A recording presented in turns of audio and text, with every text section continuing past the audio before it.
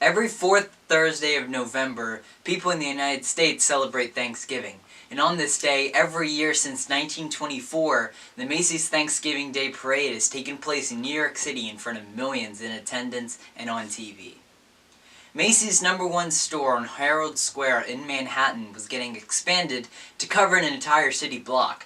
To promote the opening of the store, Macy's decided to hold a parade on Thanksgiving morning. The first parade was so successful that Macy's decided to do it again in 1925, and 1926, and 1927. It quickly became a very popular tradition for Americans, and before long, Walt Disney decided to collaborate with Macy's and introduce a Mickey Mouse balloon in the parade. This video is brought to you by the Magic Candle Company. I'm a huge fan of Disney park smells, but what happens when I'm at home and not at the parks? Can I still smell those smells? Yes! Magic Candle Company brings you the best smells from around the world to your home. From riding a banshee to a Hawaiian lobby, Magic Candle Company has you covered with small and large candles, fragrance oils, wax melts, and more. So head down and hit my link in the description and be sure to use code BIGBEAUTIFULDIZ15 for 15% off your entire order. I've been burning their candles and using their fragrance oils for many years, and I can tell you they are fantastic. Again, head to the link in the description and be sure to use BIGBEAUTIFULDIZ15 for 15% off your entire order. Big thank you to Magic Candle Company, and now on to the video. Mickey Mouse's balloon debuted in 1934 and was designed by Walt Disney and Tony Sarge. It was 40 feet tall and required a team of 25 people to hold the balloon down. The workers holding the balloon down were dressed like Mickey as well. They also wore Mickey masks on their heads, and these 1930s masks are probably the scariest things that I have ever seen. The balloon was constructed in Akron, Ohio. Other Disney characters like Horace Horsecollar, one of the three pigs, Pluto, and the Big Bad Wolf all had their own balloons in that parade. The next year, a Donald Duck balloon was added. The balloon had a very long neck and led to many problems, the main problem being it was extremely windy and rainy, and the neck whipped around throughout the whole parade route. This also meant Donald Duck didn't return to the parade until 1939. Every Disney balloon was retired after 1935. Donald returned on a float and marked the first time Disney had a float in the parade. The Donald balloon returned in 1962, and this marked the first time a character would have more than one full-size balloon in the parade. This balloon was made by Goodyear Aircraft Corp. And was constructed a lot better than the first.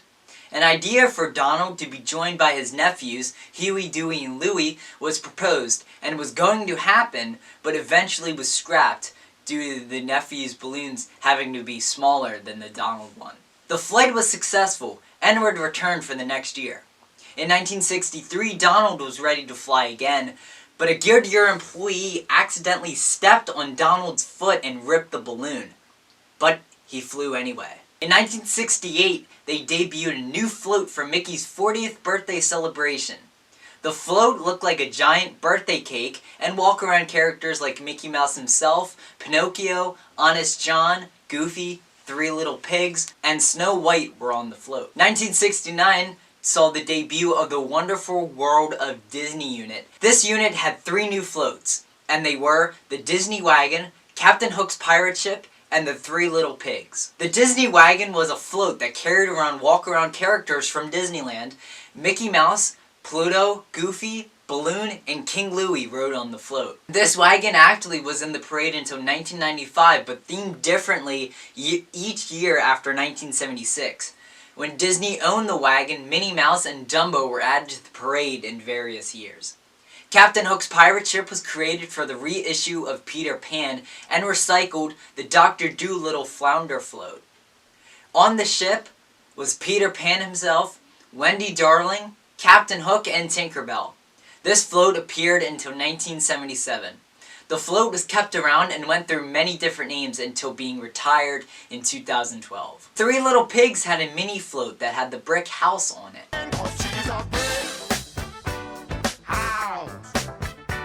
big bad wolf walked beside the float, but the float went away in 1971.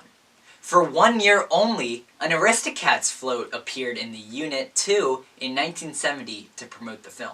In 1971, Disney decided to advertise the opening of Disney World with a float in the parade. The float had a recreation, not a full-size recreation though, of Cinderella Castle made by Macy's Creation Studio. A new Mickey Mouse balloon was created that year. This balloon was 57 feet tall, and on the eve of the parade, wind and rain was so bad the inflation crew were not able to inflate the balloons, so for the first time and only time in history, the balloons were grounded for the parade. The new Mickey balloon would have its debut the next year in 1972. Castle Float lasted until 1980, and in those 9 years, characters such as the Country Bears, Flora, Fauna, and Merryweather, and the characters from Robin Hood rode on the float. The next year, in 1972, the float was meant to celebrate the first anniversary of Disney World.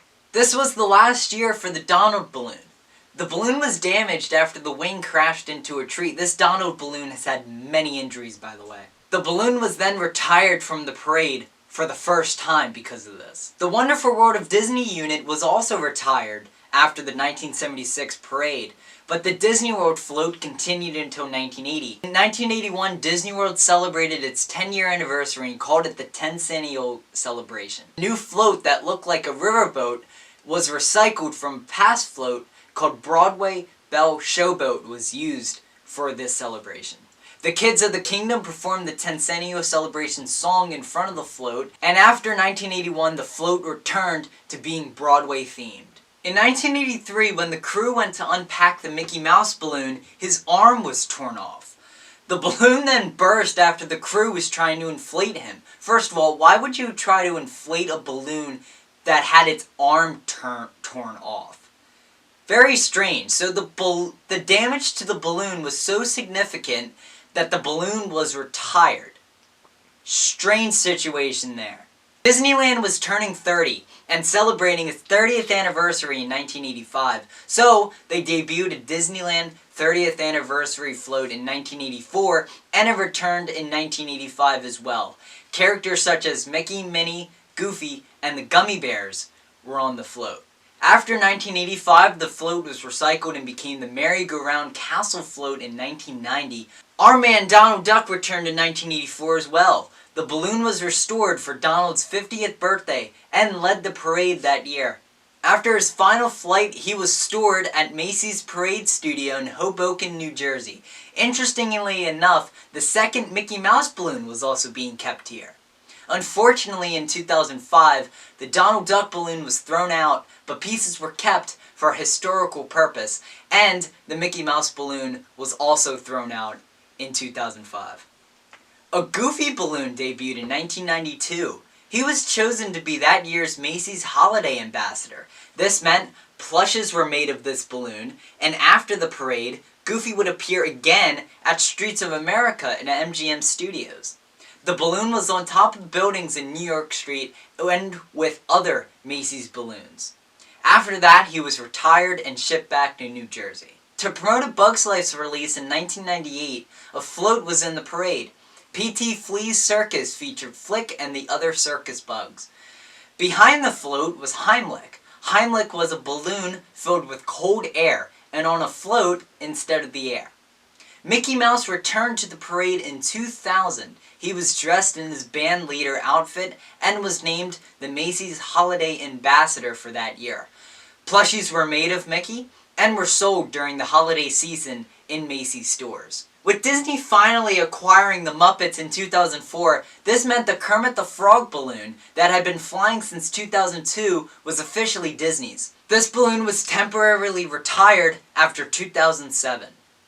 Chicken Little actually made an appearance in the parade in 2004 to promote the movie that was about to be released in June 2005, but after the parade, the movie was delayed to December 2005. This meant that the balloon would appear in the 2005 parade once again. Did the promotion help the movie? Kind of. This balloon was kept in Macy's Parade Studio, and the last time it was seen was in the balloon loft in 2011. Also in 2005, Disneyland celebrated its 50th anniversary at the parade with a special float. It was called the Ship of Dreams. Previously, the Marion Carroll Showboat. This ship was 3 tiers and had a working smokestack and paddle wheel. The float carried several characters, and for the appearance on TV, LeAnn Rimes sang a song made for the celebration called Remember When. 2005 also saw the debut of JoJo's Circus Balloon. The balloon was in the parade until 2007 and depicted the Playhouse Disney character JoJo. JoJo juggled 3 balls while in the air. The motion was controlled by 50 balloon handlers. Kermit the Frog returned to the parade in 2007, and in 2008, Buzz Lightyear made his parade debut. The balloon was 34.3 feet tall and used clear material for Buzz's helmet. This was the second time a balloon ever used clear material. John Lasseter himself helped guide the balloon down the streets in his debut year and in 2010. This balloon was in every parade until 2013 and helped promote Toy Story 3 in 2009. After it was retired from the parade, it made an appearance outside the 2015 D23 Expo in Anaheim. Also, Bolt had a float in the 2008 parade to promote the film. This float also used a cold air balloon for all the characters on it. Spider-Man returned to the parade in 2009. This marked the first time that Disney had control over the balloon since they acquired Marvel in 2009. Spider-Man hit a tree branch in 2013 and punctured his left arm. His last flight was the next year in 2014. I made a full video on Frozen and how it took over the world, but in that video I didn't mention that in 2017 an Olaf balloon debuted in the Macy's Thanksgiving Day Parade.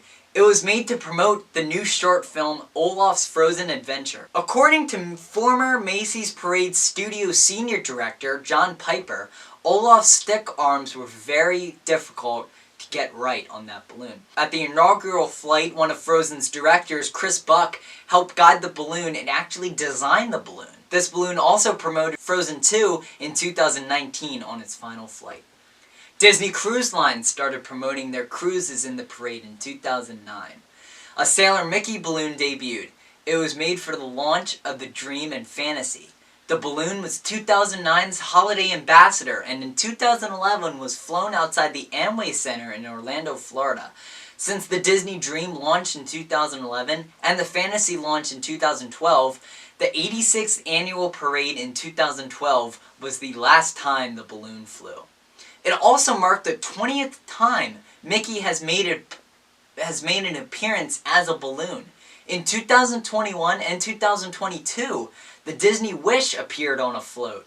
The Magic Meets the Sea featured various characters like Minnie, Mickey, Goofy, Pluto, Donald, Moana, Tiana, and more. The Disney Wish, of course, launched in the summer of 2022, so Magic Meet the Seas returned in the 2022 parade. A new song called Seize the Adventure was sung by Mickey and his friends. A few new characters were added to the float, like Mirabelle and Raya from Raya and the Last Dragon. And there it is, every single Disney balloon and float in the Macy's Thanksgiving Day Parade. It's kind of hard to believe that Walt Disney himself worked on a balloon for the Macy's Thanksgiving Day Parade, but that's how long that this parade has been going on. The first one was in the 1920s, so it really is amazing that this American tradition has spanned, like, for generations. And yes, you can say now it's not very good, and you can argue, was it ever really good? Honestly, since I've been watching it, no. The parade is I don't watch the parade every year, so like I don't think it's that great. But it's a classic. It's classic. I mean, I have it on. I don't like sit down like some people like sit down with their families and like take in like every minute of the parade. Like I don't do that. Like I have it on. Like I see glimpses of it. But to me, it's like, why would you watch a parade that, I mean, the balloons are cool, fine, but like the live performances, you could just watch it. It's the same thing about watching a music video. Like, unless you're there, if you're there, it's different at least, because at least you're seeing the stars, but like, to me, if you're gonna watch a performance of something on TV, at least have it, like, be live. Because, like, if you're just lip-syncing it, like, there's really no point to watching it. Like, that's what I think of the parade. I mean, obviously, I don't know a single thing, because this thing rakes in, I think, like, it was projected, like, 30 million people were gonna watch this thing, so, like, what do I know? Let me know down in the comments if you watched the Macy's Thanksgiving Day Parade this year, or if you watch it at all. Also, while you're down there, leave a like and consider subscribing. It would make me a very happy man. And with that, I will see you all in the next one. Have a magical day, everybody.